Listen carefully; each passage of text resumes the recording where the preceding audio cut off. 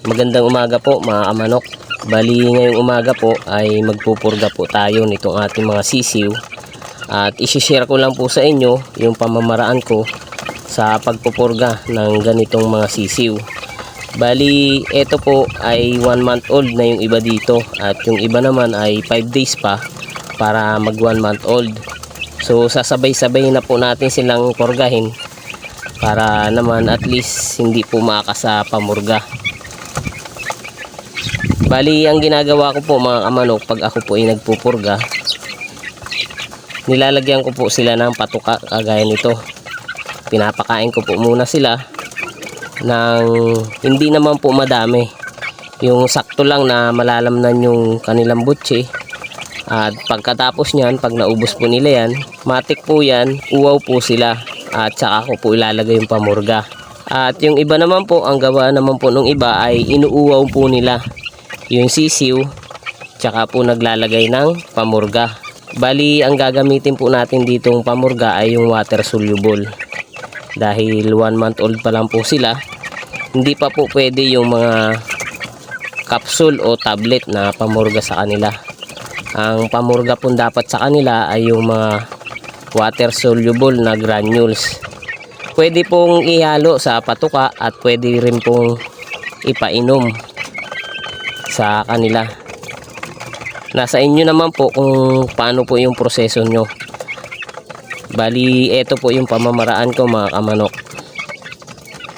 Pinapakain ko muna at pag nakakain na sila, tsaka ko sila bibigyan ng tubig na may halong pamurga.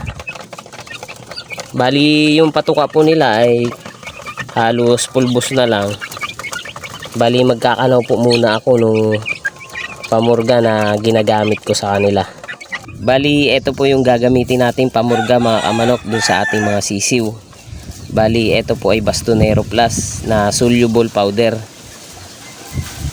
Pero kung hindi naman po available ito dyan sa lugar ninyo at iba po yung brand na available, pwede naman po yun mga kamanok. Mabisa naman po lahat ng pamurga. Ito lang po ay available dun sa pinagbilang kong poultry supply.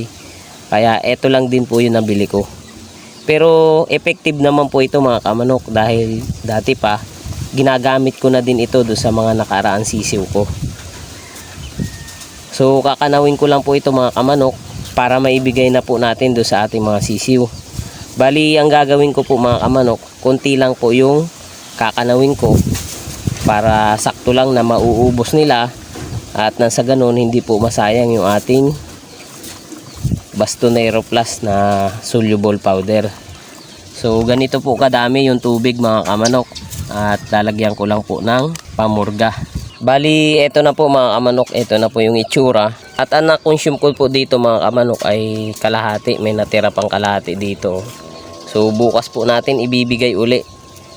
Halos 2 araw po natin silang pupurgain para nang sa ganun ay maubos po lahat ng parasite o bulate sa kanilang bituka at katawan. Kakanawin lang po natin maigi hanggang ma-dissolve po yung granules. At pag na-dissolve na po, ibibigay na po natin dun sa mga sisiw natin. Kaya wala po natira dyan sa ilalim mga kamanok, kaya pwede na po natin ibigay. Bali ayan po mga kamanok, ubos na nila yung patuka. At yung pamurga naman natin ang ibibigay natin sa kanila. At ayan mga kamanok, ayan, talagang uubusin po nila yan mga kamanok dahil uwaw na sila. Bali ganyan po yung pamamaraan ko sa pagpupurga mga kamanok. At kung gusto nyo pong gayahin, nasa inyo na po yan mga kamanok. At hanggang dito na lang po mga kamanok yung aking video. Sana po ay nakapagbigay po ako sa inyo ng konting kaalaman at impormasyon sa pagpupurga po ng sisiw. Marami po salamat sa panonood at God to be the glory po sa ating lahat mga kamanok.